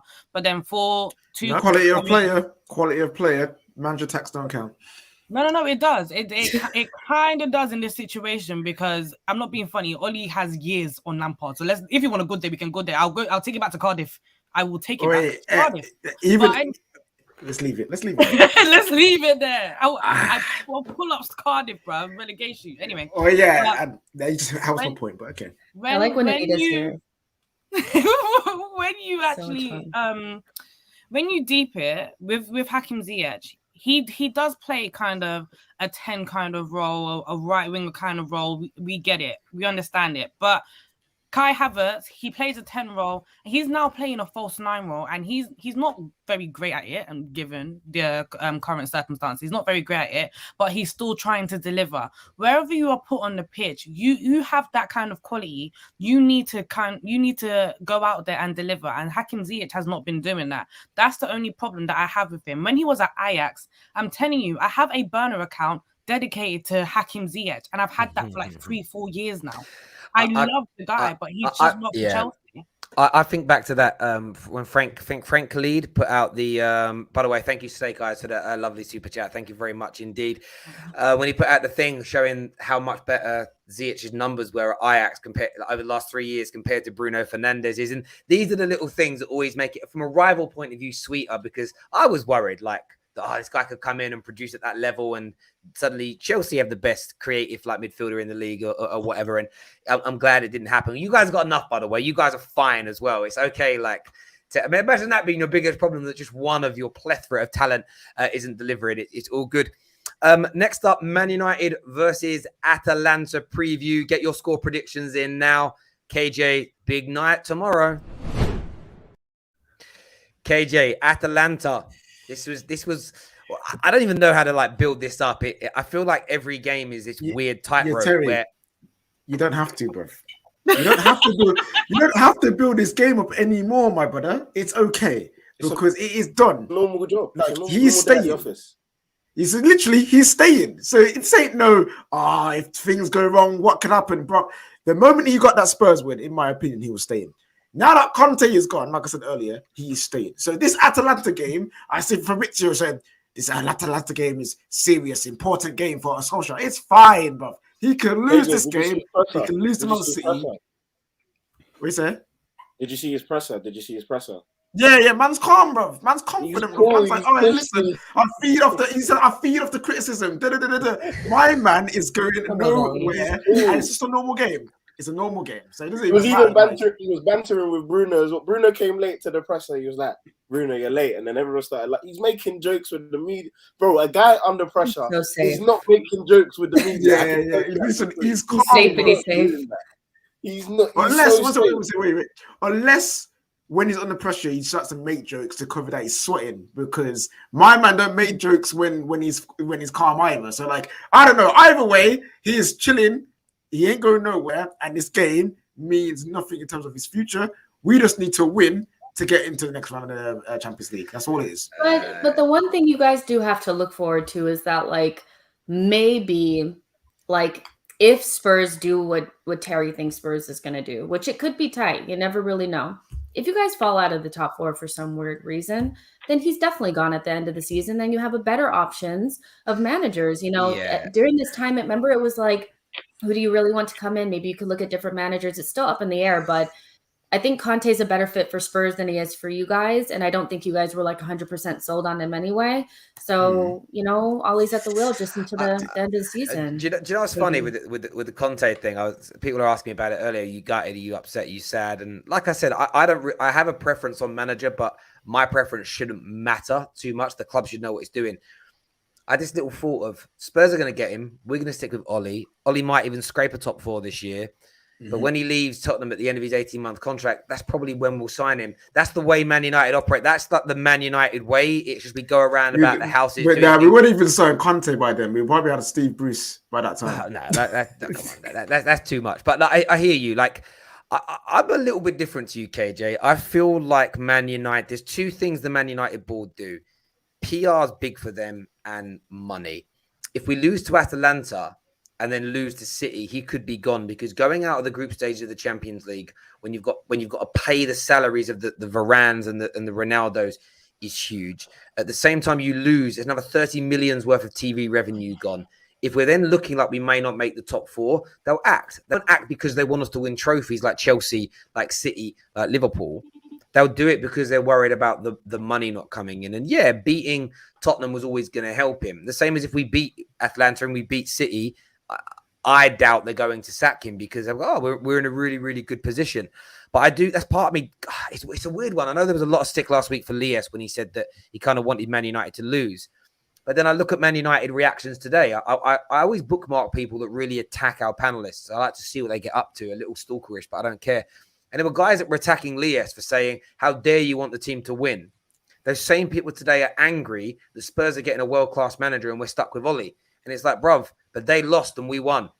Like, so you guys getting all twisted and in your feelings and getting your knickers all twisted up because some Man United fans wanted to lose. You're now moaning that Spurs fans are happier than you are because they're getting a world-class manager. That's where sometimes people have got to look beyond the end of their nose and realize people weren't wishing Man United to lose because they don't love the club. They wanted Man United to lose because they honestly don't see any type of success coming under Ole Gunnar Solskjaer. And I'm conflicted. I celebrate when we score. I always will. I'm happy when we win. But what I do know, and maybe it's a case of just resigning myself to this, is we ain't winning a major trophy. And the sooner I come, and I think other Man United fans just come to terms with the fact that, like Arsenal, like Tottenham over years gone by, we're not winning these major trophies anymore. We're just not doing it, and until we move to another level, then maybe it's a little bit easier just to celebrate wins like 80% of the other clubs do, because that's what other clubs do, don't they? Like, yeah, that's what we need to do. We just celebrate individual wins. That's it. That's all we can do.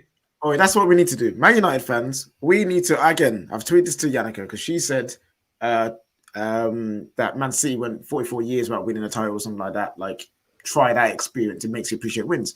And I said, you know what, yeah?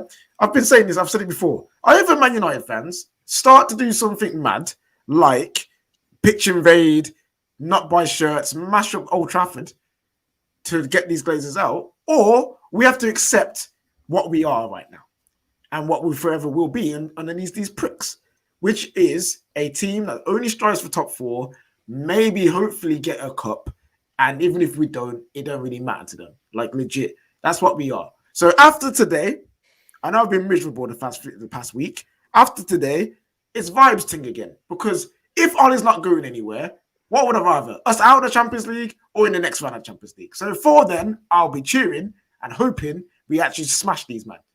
There's no point of hoping for anything else, because otherwise I'm just going to be upset, because this board disappoints us every flipping year, and I'm sick of it, and I want to piss on their heads.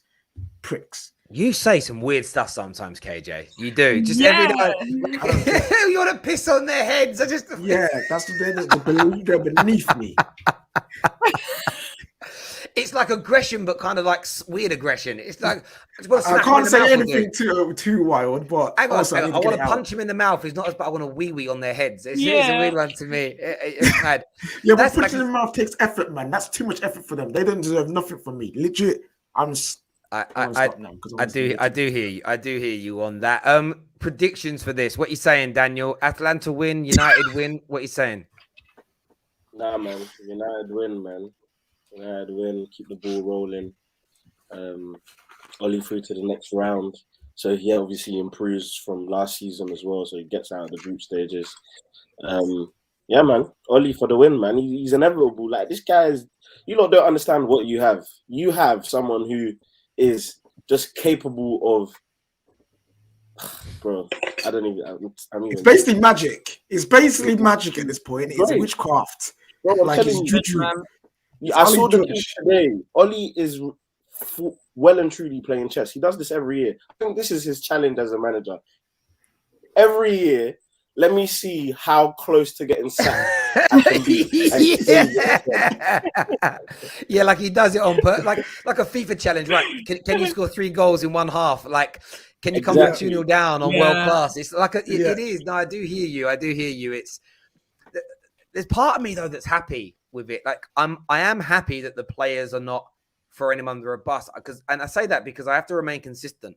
I don't like player power. I don't like it being something that exists at your football club, because it's one of those kind of behaviors that one day it will be a manager that you love that gets treated like that, and you'll be disappointed. So I'd rather that behavior not exist.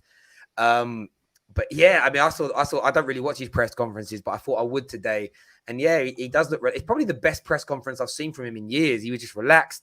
I even one of the comments he made, Fabrizio tweeted about it and copied in Goldbridge. I was like, my word, like I just like, this is crazy. This is absolutely crazy what's going on. But you never know what's coming with Ollie. Like we could win the next 3 or 4 games, go on a really good run. We could lose. You just don't know. And maybe that's the exciting bit of being a Man United fan. Like some boxers, I like watching AJ box because AJ is a good boxer. He's got a very hard punch. He's got he's got a weakish jaw. He can be winning a fight, about to win and get caught, and the fight changes. It makes his fights exciting. That's literally Man United. Like we can look great and then lose. We can play poorly and win. You know, we win things we shouldn't. It's crazy. But yeah, I'm going to go over Man United win tomorrow night. Another goal from 100%. Another goal from Ronaldo, an assist. I'm calling it now. From now Bruno, let's go back to Italy. From the spammer, Bruno. That was one of my little. I went and did a bit of fact checking yesterday. I had to put this tweet out because I had a lot of people, and there must have been a big content creator in the last week that said that Bruno isn't a good creator. He just spams a lot of balls into the box, because suddenly I saw everybody repeating it. And normally when that happens, a very prominent content creator has said it and everybody parrots it.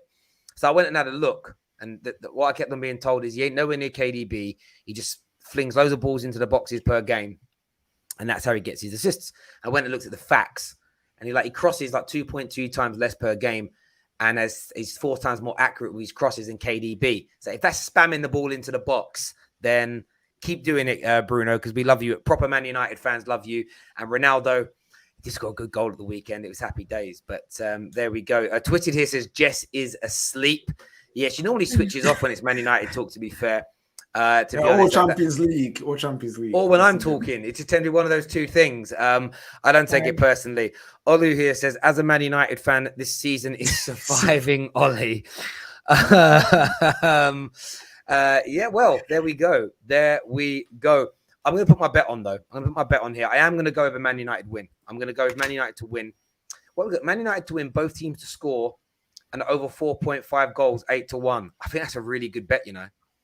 I think that's a really good bet because United are still leaky at the back. We're still leaky at the back. So I'm going to go with that as my bet. I'm going to put a £5 stake on that, as you can see. You can do these now again with our sponsors, Bet Victor. You can sign up to your free account now. The link is in the description below. When you bet £5, you get a £30 free bet on top. But please always do it responsibly. Set your limits on the app as well. And if you're someone that does struggle with this, don't do it. Don't do it. Be over the age of 18. Read T's and C's. Only afford to have a little flutter with what you can afford to lose. It doesn't matter if I lose £5. I'm cool for that right now. So that's all. That's my little message to all. Be sensible. Actually, I've got to go back because I don't think I pressed bet. I want to make you all know I'm doing it. Full disclosure and all. I'm not saying I'm doing these things and then not putting them on. That's been done. You all right, Danny boy? Just a very quick question. Question to Terry and KJ. What do you lot think? No shade, by the way, please. No shade. But what do you lot think about the Sancho situation? When do you think you'll see the best in him? I'm not losing my patience with Sancho. I think Sancho's going to be fine. It's just, for me, I'm confused.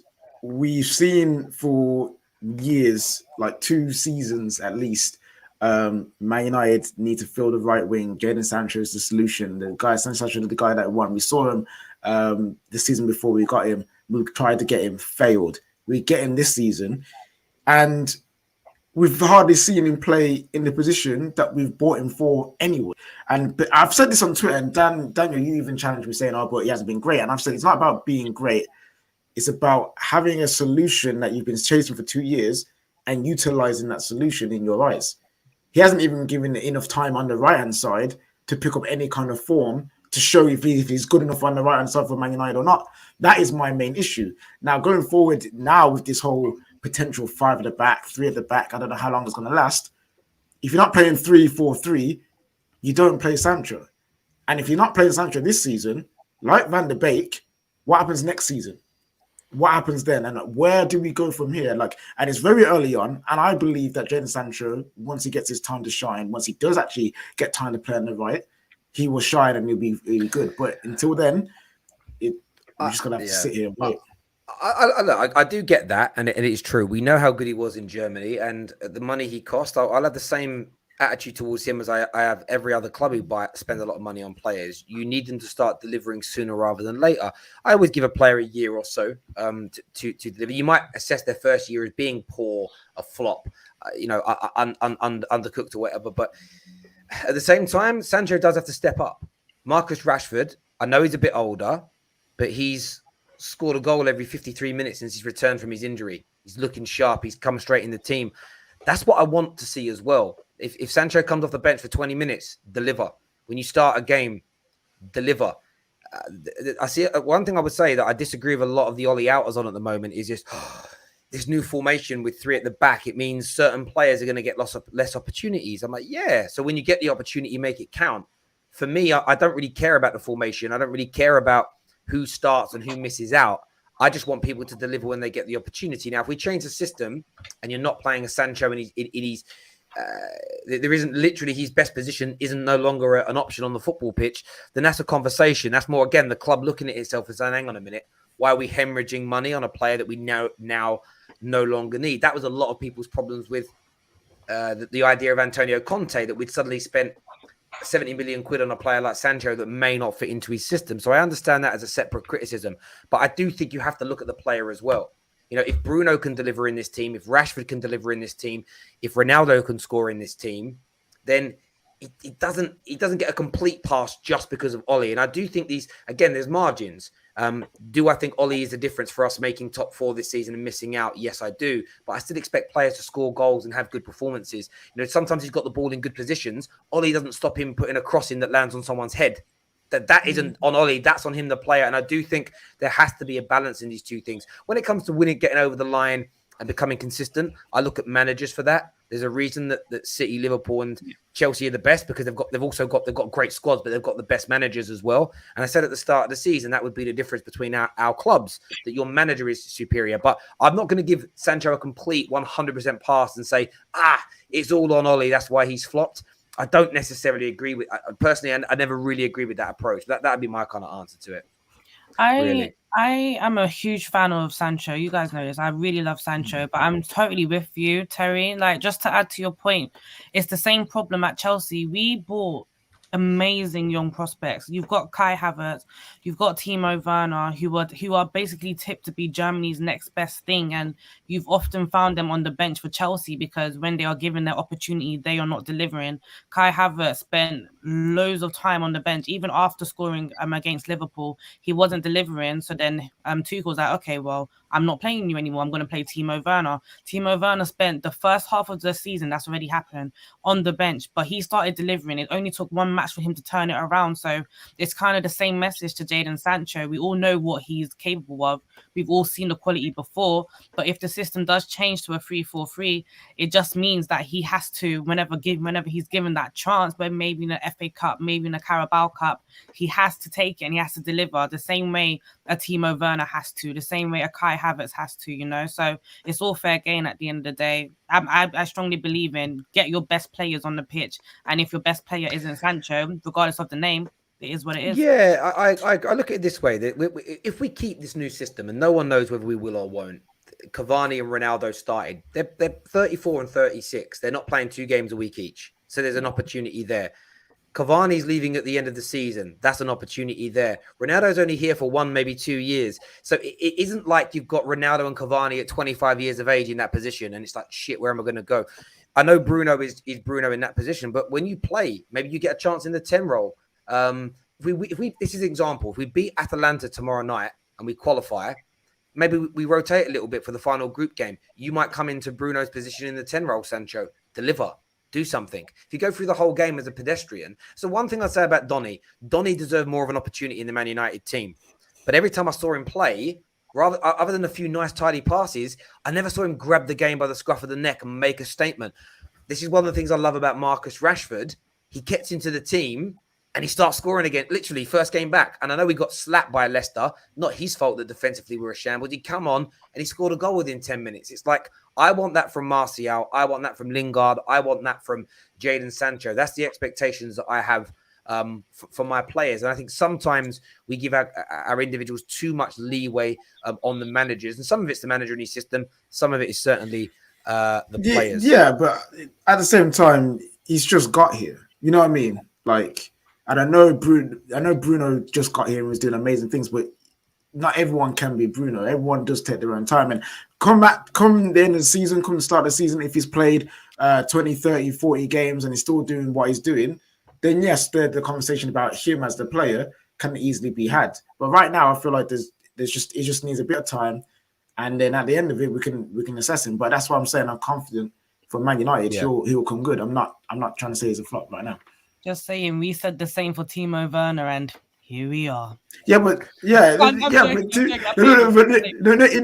with Timo though, he's not as bad as you guys make him out to be, though. You know, he's finishing his. His finish is terrible. But as an overall player, it's not as bad. As an overall player, he's very simple. He's just really effective for our team. But as a player, he's quite simple. And in the few games, what hasn't helped Sancho, and this is where I defend him, is that as a team, we haven't been great, in recent weeks. There's no doubt about that. And maybe if this 3-4-3 works and we become a bit more stable, when he gets an opportunity within that system, he can do something. He plays in similar positions to Rashford. Rashford came on and scored. The point I'm making is if he gets 20 minutes against City and it's 1-1 and he comes on instead of Rashford, I expect him to create or score goals because you're a £70 million player. You're regarded, and your outputs and your performances for the first 3 years of your life had you as the greatest creator in that age bracket ever. So I expect something from you. Like there's giving you time, but I still expect. I'm not going to write you off after not doing it for 2 or 3 months, but I still expect you to do it at 70 odd million pound. I don't think there's a complete hiding place for players like that. But we have a super chat here that says last season Sancho played 15 games left on the left wing, 17 goal contributions, 14 games on the right wing, 14 goal contributions. So playing left or right sided shouldn't matter. You know what, yeah? That I agree with that. But you see this whole argument people have, it's better on the left, he's a left footed. This is what I've been trying to tell people. He is equally as good on left and right. He is. He's just an amazing footballer. And right now he's underperforming for whatever reasons, himself and the team itself. But we need to stop this whole, he has to play left side, otherwise he can't work. No, he's a quality player. Just get him on the pitch when he's in form, one of the best in the world. I disagree with that just a little bit, just really quick. He can play on both sides. He's very good on both sides, but it's about relationships as well. And you have to think about the relationship he had with Hakimi. I think that's probably the relationship that he had the best on the right. Aaron Wan-Bissaka is really not that. And I would say, like, your fullbacks, he'd probably do better with Luke Shaw because he'll help him a little bit more and overlap on that left-hand side. So I do think people have a point when they say that if you want to get the best out of him, maybe put him in his best position, which I feel like is on the left. But you can do both, but relationships are important. I don't think you can just be like, oh, just throw it away just because he can do it. Dortmund is very differently set up than Manchester United. But he also played with Meunier. Meunier and Hakimi are two different kinds of players, and he still performed. He still got output. So I understand the argument of relationships. But we haven't even seen him play with Aaron Wan-Bissaka to even have a judge. Yeah, I get where Jess is coming from. For me, this is where I do. Again, this is an element where I sympathise with Sancho. Is what I really would love to see is a game where Rashford's on the left, Ronaldo or Cavani in the middle, and Sancho on the right from the start. Because the one thing Man United haven't had, and we thought Sancho was going to bring this to us, is that balance where even when he started on the left, everything that goes down the left. It's easy to defend against a team where everything comes down your left-hand side because you can weight your team that way. Having that balance where you've got someone dangerous on each side, I would just like to see it. The problem is with the way we play this season, we've had no structure in the middle and we've leaked too many goals. So there are elements that you put on the system and the team and the management. But like I say, when he comes in, when you're the level of a Jadon, when you're Sancho's level, Kai Havertz's level, these players, I expect you to go in and do something on a fairly regular basis, even as young players, when you're spoken about in the way that, even when you're spoken about in the way that people speak about you, because you're in the same age brackets as Haaland, you're in the same age brackets as Mbappe's, and they deliver, which is one of the reasons why I've always been such a defender of Marcus Rashford, because you'll get people that will say things like the goals for Mbappe and the goals for Haaland, the creativity for Sancho.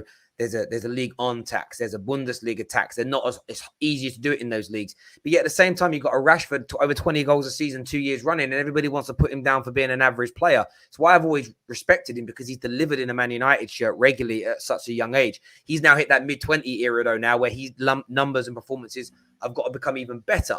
And he started the season well. But look, we'll see what happens with Sancho. Viewers will have their opinions. I appreciate you all tuning in. A longer than planned show today, but some really good conversations going on.